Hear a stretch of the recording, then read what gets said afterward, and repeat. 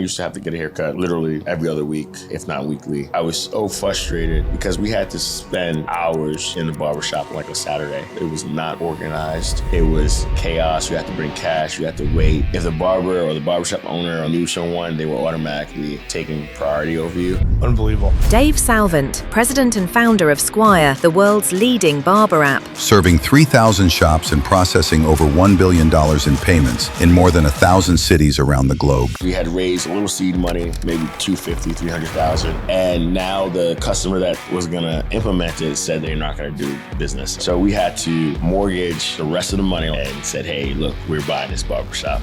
We ended up taking that barbershop that was deeply in the red and bringing it to the black. I love it. First, you have to do things that don't sell. I probably knew on a first name basis 500 customers. You have to get people to believe in you. Is there anybody bigger internationally? No, there's nobody bigger internationally that focuses only on barbershops. We got some cool things coming on. We got a voice agent, book an appointment, ask questions. You won't be able to tell it's a AI at all. It fooled me the first time I called in and to test it out. What does 2025 Dave tell 2016 Dave? Stay the course.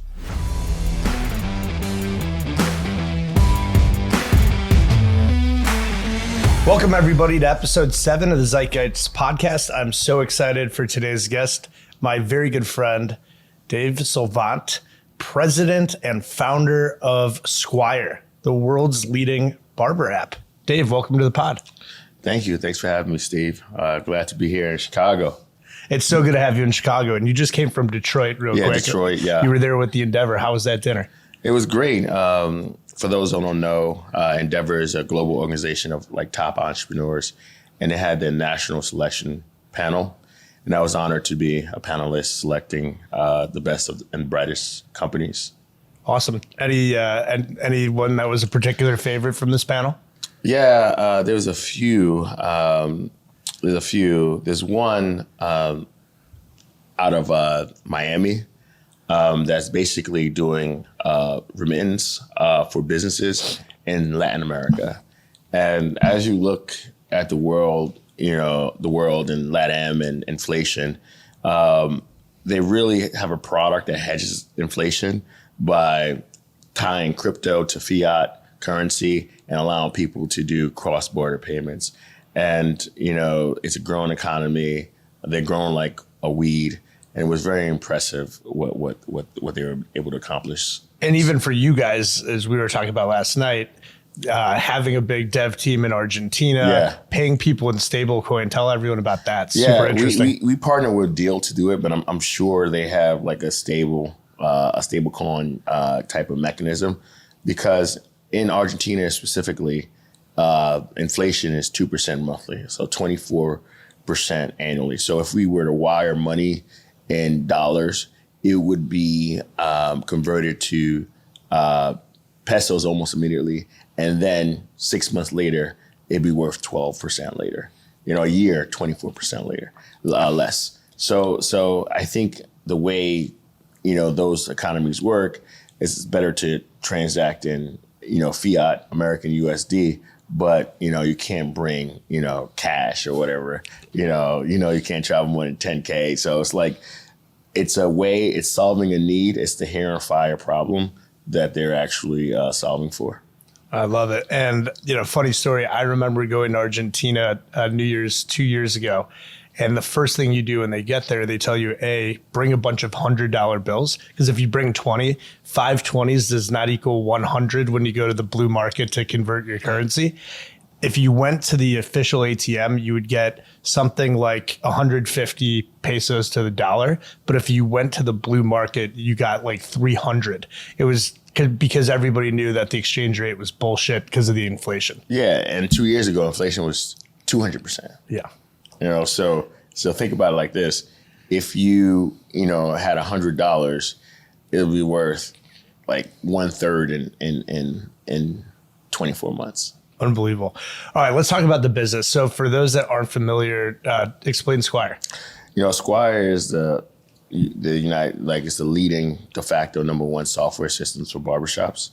So think about it like the operating system, everything from point of sale, online booking, payroll, loans for barbershops. We operate in every state, the U.S., Canada, and UK, Australia. Even have some barbershops in Gibraltar because they use the pound. So we're growing pretty quickly.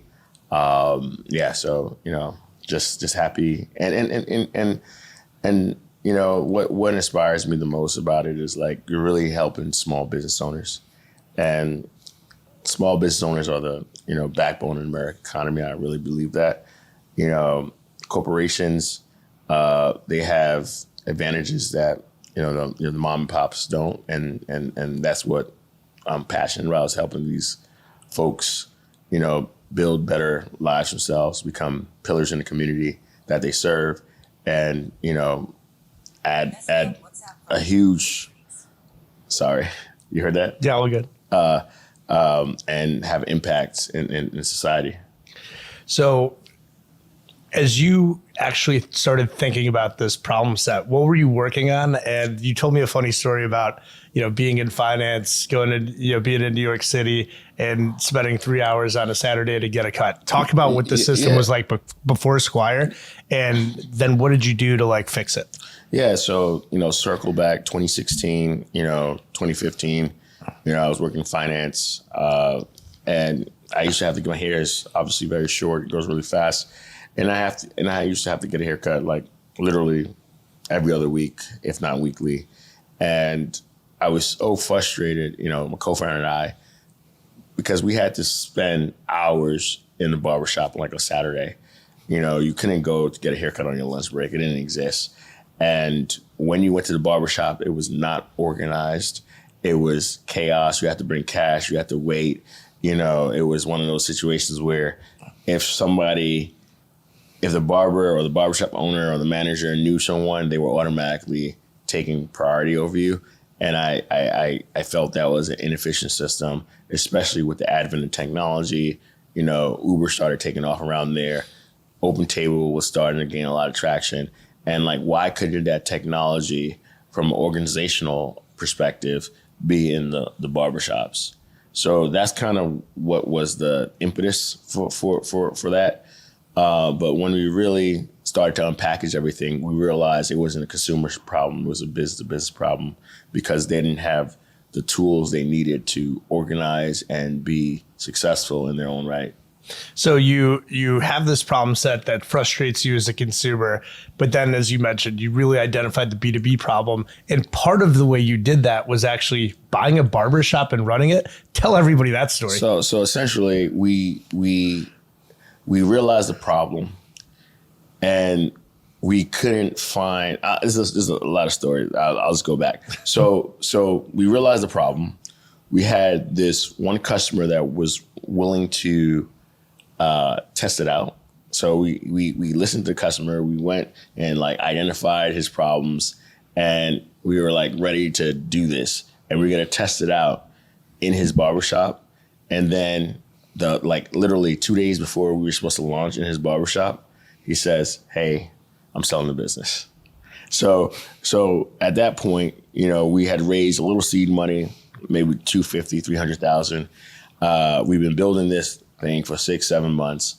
We have about 6-7 months of runway at that point. And no customers at this point, right? They were going to be your first one. It was a very janky experience. Like we used to, because it was a consumer app, and the process was like, hey, look, you book an appointment, the barbershop, sometimes honored the appointment. Sometimes they made the customer pay again in the shop.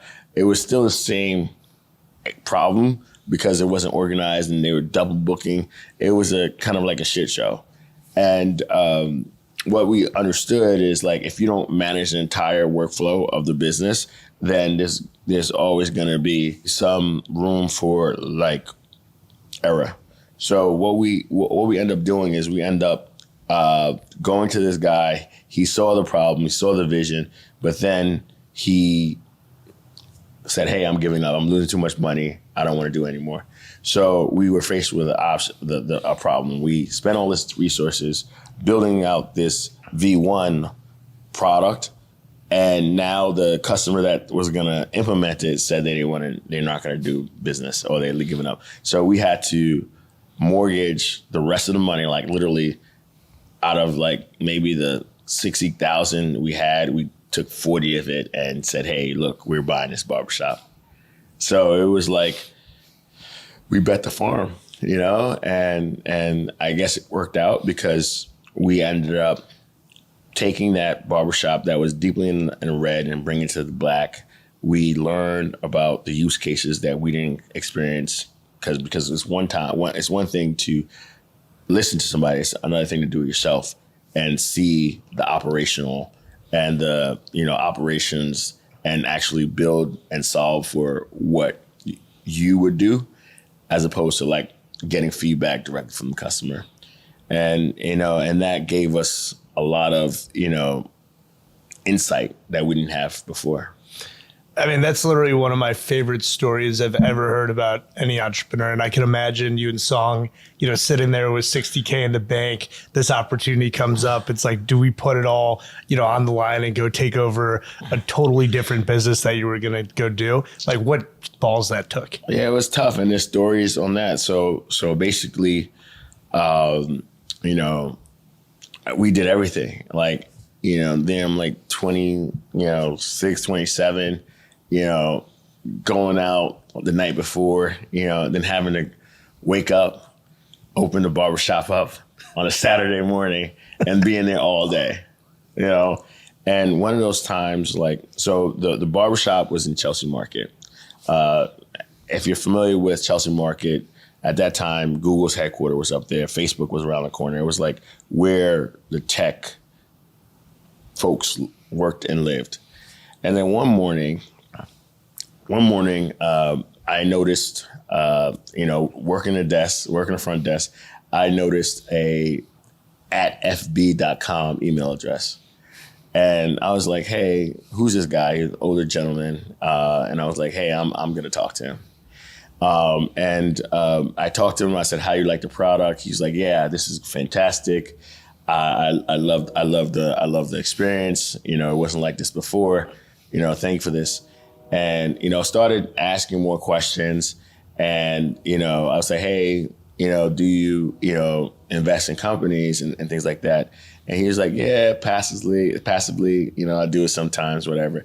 And if you're in Austin for South by Southwest, you know, I would love to talk to you. And I was like, yeah, matter of fact, I'll be there next week. And, you know, and we weren't planning to go. Yep. But, you know, we went to, you know, Austin, we met with him, and he ended up investing, you know, I think $150K from that meeting. But if I wasn't there, if I didn't speak to him, if I didn't go to Austin, you know, Song and I went to Austin, he would never invested. But, you know, that investor is Blake Chandlerly. He was the highest ranking member at Facebook at that time in Austin.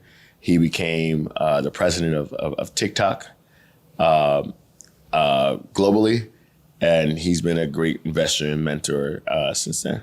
I love those stories, and so much of early entrepreneurship is just showing up, right? Mm-hmm. It's such an underrated thing. So, okay, now you've got this barbershop, you get it from red to black, so you're not going to lose everything, but you still have to scale this business. Talk about how you got your first, 10 shops. You got one, but then you literally bought you bought the barbershop just to get in there. But then once you learn the business, like how did that change your pitch? And talk about some of those early wins of, getting those first handful of customers that really made a difference. I mean, it was hand-to-hand combat, blocking and tackling. After that, we went to Y Combinator. We moved to the Bay. And it became a little easier, but I'll tell you another story. So in Y Combinator, you have everything is about how you ramp up to like demo day. So you want to show up and to the right, V curve, type of growth. And, we're getting barbershops and, right before demo day, one of the system crashed. The system crashed. We had, about 3 barbershops, but they were growing fast. And we used the magic metric, which was, appointments booked or whatever showed the highest velocity. And then, one of our system just crashed, it wasn't working. So I literally, I think Song did, but we had to drive down to Sacramento, and literally bribe the barbers not to revolt against the owner. And we had to give them each $500 cash just to stay on through demo day. So it didn't look like we had Churn of our most high velocity customer. so those are the things you have to do as an early stage founder. You just have to do whatever it takes. And, it may be frowned upon, but listen, like if this is your company, you got to be willing to, run through a brick wall to get it done. And listen, and this guy was livid. He was cursing. I'm like, listen, we're going to pay you. Whatever you miss, give every haircut for free. We got Just you. give it here. You're not going to make $500 here, relax. But they stayed on, and they're still on to this day. What do you remember about your YC pitch, and who'd you pitch? We pitched the YC pitch was crazy. So, and early on, we used to get traction and get customers from the consumer perspective. We used to bring a barber chair around to different WeWorks in New York. So we used to cut the members here in a kind of like conference room. Were you cutting and Song was cutting? No. You got a barber. We got a barber. I can't cut anyone. If you get a haircut from me, you might as well. Hey, good thing I got the haircut yesterday, even though, we have the clippers and we've got the barber smock, I had to get fresh before Dave screwed it up. Yeah. So we used to carry the barbershop, we used to barber chair in an Uber SUV to different WeWorks around the city. And people used to book through the app. And was this a partnership with WeWork, or were you just showing up? No, informal part. We were members of WeWork, so informal partnership. But this is the heyday when it was wild. Yeah, right there. It's not like the WeWork here now, but back in 2016, it was a different energy there. But we used to bring the barber chair to the different WeWorks, and on demo day, we had a barber chair at demo day where people could book haircuts. So we brought the barbershop. We had a barber. In fact, Sam Altman got a haircut at, demo day. And he found his barber for a while through Squire. Through that app. Yeah. As I've found, all of the barbers I've had since I met you, 2019 have all been, especially when I moved to Miami. Yeah. I didn't know anybody. All right. So you bring the chair, you're literally onboarding people, one-on-one, but obviously the supply side in your marketplace is going to be the most critical, because having a barbershop say, hey, instead of sitting and waiting for 3 hours, right? Mm-hmm. If you download this app, you can go and book an appointment and pay through it and all that. So talk about like the go-to-market strategy and how that evolved as you were going shop to shop. So you get to hand-to-hand combat, you got your first 50 to 100 barbershops. And then what did you do to really scale it? So I think our first thing, first you have to do things that don't sell. So I probably knew on a first name basis 500 customers. Right now we have 5,000. And, it's so much founder-led sales early on. You have to, because you have to get people to believe in you, because they're taking a risk with their business, their way of life, how they feed their families. So they have to be really, really, really involved when you're not unproven, when you're unproven. So it was a lot of trade shows. I felt like I used to, I think in 2017, I was on a plane every week, twice on Sunday. It was crazy. Just going to trade shows, showing up with like a pop-up banner, just doing the work to get people to know about Squire. And then, we're able to find industry leader, someone who, had relationships, sold a lot of pomade, and worked for this company called Layrite. That's what I use for my beard. I love Layrite. Yeah. Worked for this company called Layrite. We ended up hiring him, and he, had more relationships. And then it just scales. Like we were using, a BS CRM. And, we were able to like hire account executives, SDRs, and the organization matured over time. And now we have our go-to-market is pretty locked in. As you think about the early things that made the business go viral, because when we first met back in 2019, the business was emerging, but it has just absolutely exploded in the meantime, especially as you've gotten deeper into how you run everything at the shop now, from payroll to bookings, even like loans, as I understand. So talk about like those moments that really mattered that helped inflect the business. I think that's a great question. I think when you're running a business, it's resources, resources and capability, and hiring the best people to scale the business. We got a great, leader now on like, it's different. Like different people get you from different points, and you have to make sure you hire the best talent at that particular time. So I take it back, like take, our finance department. I didn't realize what a great CFO was until we had a great CFO. Like everything is just so locked in. Like, when, I was doing numbers and maybe right, maybe wrong. I don't know. Our cohorts may be right. This looks right. Okay. They're right now. Yeah. But right now, we just, passed our second audit by a Big Four. So it's just the capability is just exponentially better. And as a founder, your responsibility is to, keep the lights on, maintain the culture, find the best talent, and delegate. That's your responsibility. And as far as founder, you and Song have an awesome partnership. How have you guys coexisted? Like, obviously 9 years into the business, so many times founder partnerships die because people, have the same skill set. What was it about him that made him the perfect partner for you? And what's been the key to your, enduring relationship? I think the key is a genuine friendship.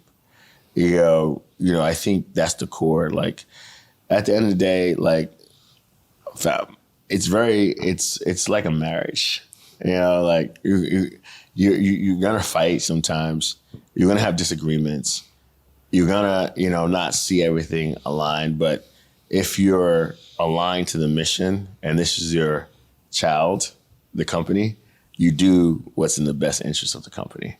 You put your feelings aside and you subscribe to logic and reasoning. You don't subscribe to emotions. Like, people get emotions. The data doesn't lie, and sometimes I'm wrong, sometimes he's right, but we got to try it. And it comes from a mutual point of respect. And I understand him and he understands me. He's more pragmatic. I'm more a dreamer, or like whatever. We're going to try it, and I think that's a good combination. When you think about, when people ask me about Dave, when they ask me about you, one of the things that I always tell them is that he is absolutely relentless. And for those that follow you on Instagram, one thing that they will see is how relentless you are in the gym. How is like your time in the gym and, your streaks that you go on? And we could talk about what's the most days in a row you've worked out, because you live on planes, you're all over the place. Yeah. How has that impacted you as a leader? And, how does the way that you work out translate to the way that you work? I think that health is super important. what's the purpose of, being successful? Because everybody aspires to be successful if you're unhealthy. And, for a long time, I didn't prioritize it. But, as you get older, as you have a son, you just want to be around for a long time. And I feel like a lot of folks don't take care of themselves as much as they should. And you should prioritize it. What is life if you don't have your health? That's important. We went to a class at 6 a.m. This morning, and after being out at 1 a.m. last night. So it's like, but you just have to have discipline. You have to prioritize it, and you just have to make time. And sometimes the hardest part is just getting there. The hardest part is getting there. And once you get there, factory settings take over because it's just emotion. The hardest part is getting there. And once you accomplish that, you realize that you're proud that you made that sacrifice. You're proud that you went. You're proud that you showed up. And, regarding streaks, the longest I was like 500 days. 500 days in a row, guys. Yeah. And like when I tell you, this is a guy that lives on airplanes. Yeah. He's all over the place. Yeah. 500 days in a row, didn't miss a workout. 500 days in a row. And sometimes the workouts were BS workouts, admittedly. But you got it. And you clocked in. Yeah, clocked in. Got that money. Yeah, got clocked in. Sometimes it's in a Stairmaster for 15 minutes. But at the end of the day, you showed up. I'm like on a 10-day streak now. but Hey, but you made it today. Yeah. And by the way, he had to catch an early flight. So this is an early morning podcast we're recording today. Yeah. We were out late. 1 o'clock is very generous because I dropped him off at 2:30 in the morning. And all I'm going to tell you is when I said we can make the 5:55 class, he's like, let's go. Yeah, absolutely. And we did it. And we got through it. And it was great. It was a great class. Great class. Studio 3 shout out. You mentioned your son and you mentioned, what's the point kind of being successful if you can't enjoy it? But one of the things that I think has been so inspiring about you, just as I've known you as a friend, but also watching what you do in Endeavor and for the larger community, obviously it's very well known that, venture capital historically has a very tough time flowing to Black founders. Mm-hmm. And you and Song, not just coming through YC, but have raised over $200 million and have built this unbelievable business. Talk about how important it is for the Black community, because I love how much support you've given back, but also what they've given to you. Talk about what it means to be a role model. Yeah, I think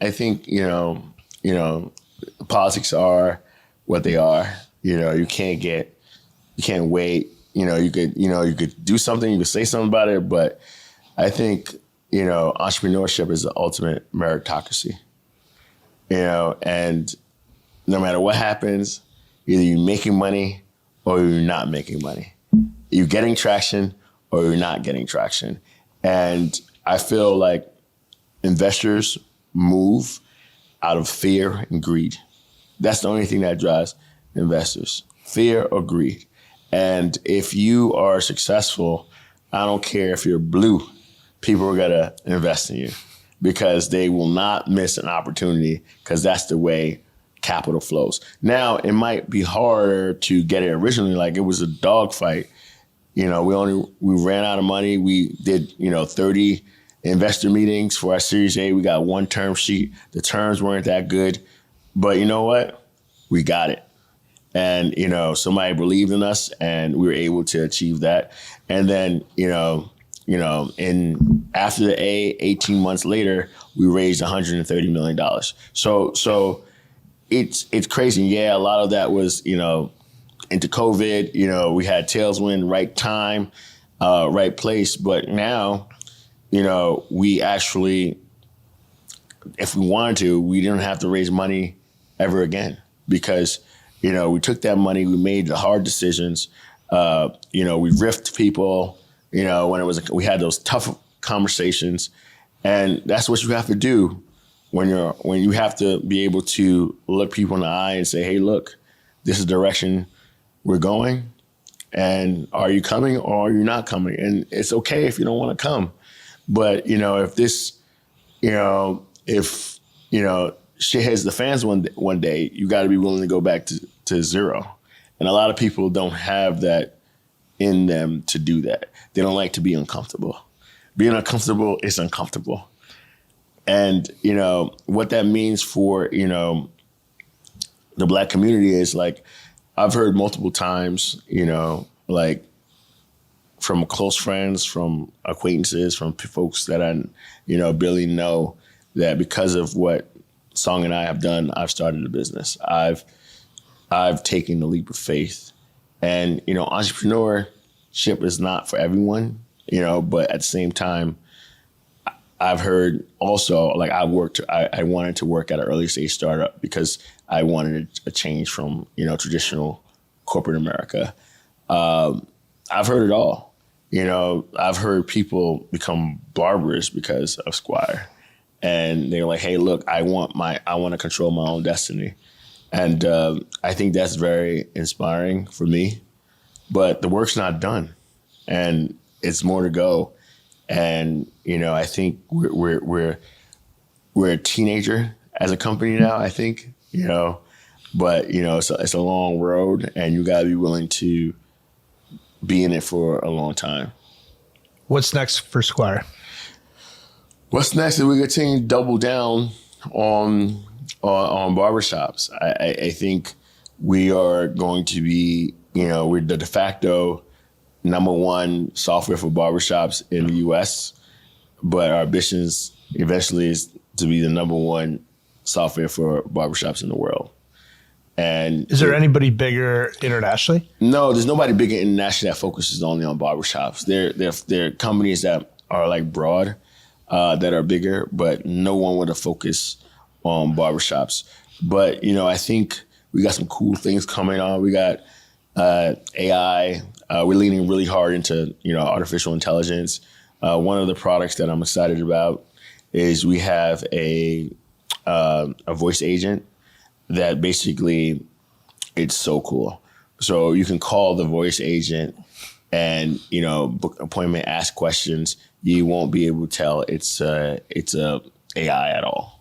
You know, it fooled me the first time I called in and to test it out or whatever the case may be. You can even ask it like, hey, I'm having some relations problems. So what do you think? And it will steer you back to the task at hand, which is booking an appointment.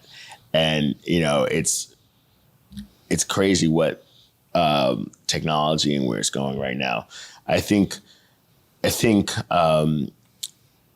eventually, you know, everything is going to be like input. Like I want a haircut, you know, at like typing into like a LLM, and we're going to be the middle layer that connects everything with beauty. So I think that's kind of the vision is we want to have the ability to, you know, run all the barbershops in the world with this technology layer. So I know entrepreneurship so passionate to you, and one of the things you mentioned earlier on the interview was that every single barbershop owner is an entrepreneur in their own right. So you talked about the inspiration that you've been for people getting into tech, right? But what's the inspiration been for those customers, those first 500 customers that you know by name? How have they reacted to kind of your rise, and has that inspired them to swing bigger? I think the great thing about it is like you could touch and feel these men and women. You know, I've heard countless times like, hey, Squire saved my marriage. And I'm thinking like, how did it happen? Now I don't have to spend 6 hours, 7 hours doing payroll on my day off. Now, you know, I can run my shop from my phone. Now I only have to cut here as an owner one time a week. Now I'm working on my business in my business. Now I've opened 3 or 4 barbershops where I'm making, you know, $500,000 a year. Now I can make sure, you know, I don't miss graduations. I don't miss that. Now I can go on vacation with my family. Now I can focus on what I want to do, whether that's open a restaurant or something else. So it compounds over the time, you know, like that's one aspect. Another aspect is like, yo, you know, like, you know, I was incarcerated and, you know, this is the first job I had, couldn't hear. And now I'm a shop owner and now I have employees, you know, and now I systemized and operationalized, you know, my business. So now it's like, and I can go there and go to the bank or get a mortgage for my house because I can show them how much I made and everything is right there. Now, you know, I can, you know, you provided funding so I can buy the actual location. I can invest in my business. I can switch from a booth rental model to commission model because it's easier for me to manage it now. So when you hear those stories countless times, when you hear the story, you realize what you're doing it for, you know, and I think purpose and mission is the most important thing about being an entrepreneur. 100%. That was amazing. Let's have a little more fun right now. Who's the most famous person that you know that's a Squire customer outside of me? Let me see.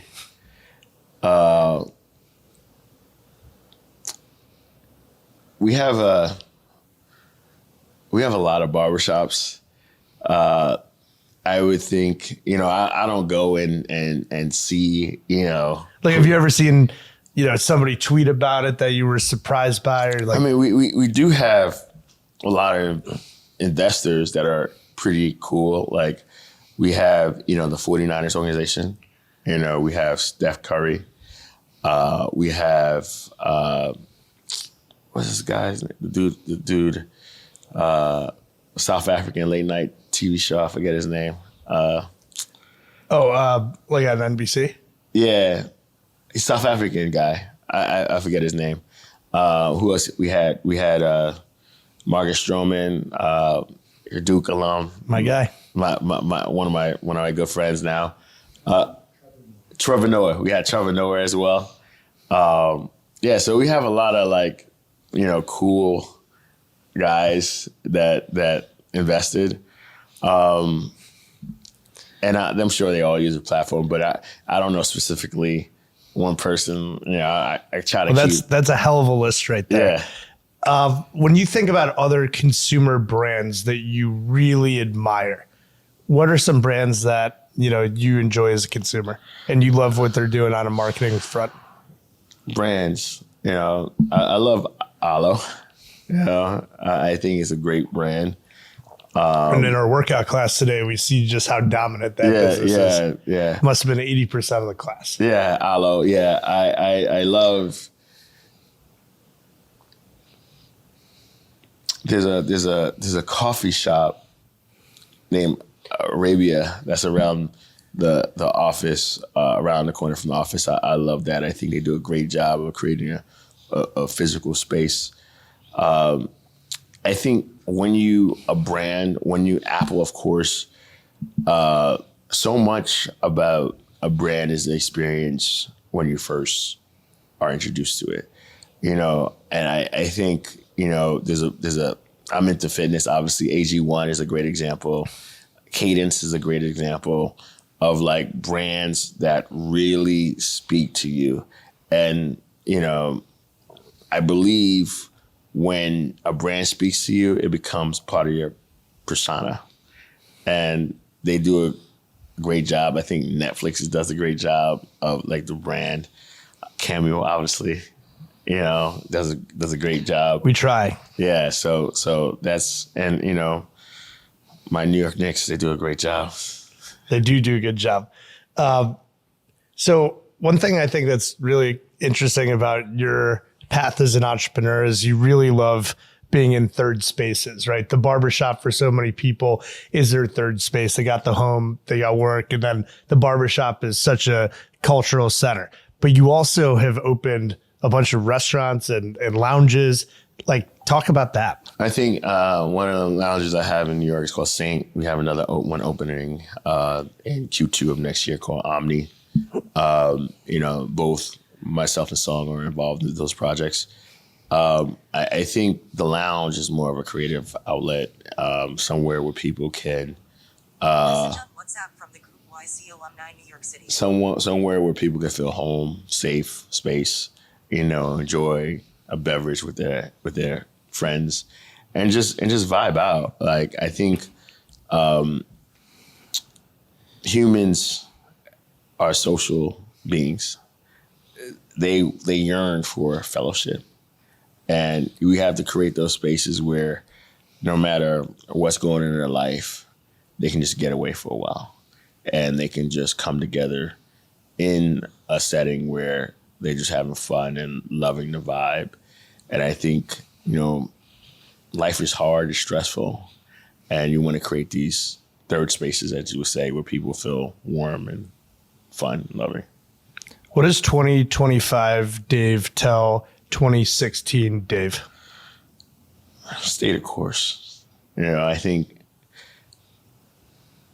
I stayed the course, but there were some times where, like anything, it's like you feel like it can't get any worse. But a wise man once said, like, it's most darkest before the dawn. And, keep focused, keep determined, keep your eyes on the prize, and be relentless. And I think even if you're not successful in your original pursuit, you'll be successful as a human. Like, people don't understand that. Like, sometimes shit doesn't work out, and that's totally fine, as long as you learn from it, and as long as you use that learnings to apply to something in the future.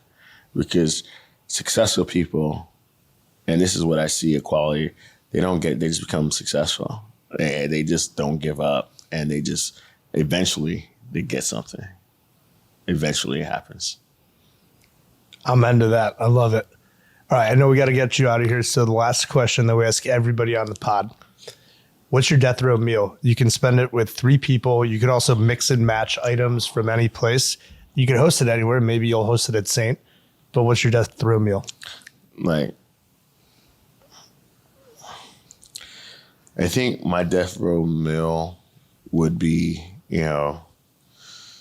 I'm Caribbean, probably some oxtails and rice and peas. Is there a particular restaurant you love in New York, or is one of the family members really crush it? I have my sister make it. Your sister? Yeah, and I think the people who I want to spend my last meal with my son, my sister, and my mom. Sisters and my mom. And that's because family is everything in life. All right, Dave, thank you so much. What an amazing story. And for those that want to learn more, where can they follow you, and how do they keep updated with Squire? It's just Dave Salvant, DaveSalvant on Instagram, Twitter, X, and, Squire, Get Squire, GETSQUIRE on all platforms, Squire Technologies on LinkedIn. It's an amazing app. I use it twice a week, or not twice a week, every 2 weeks. And I think you guys will love it too. Thanks so much for tuning in. Thank you.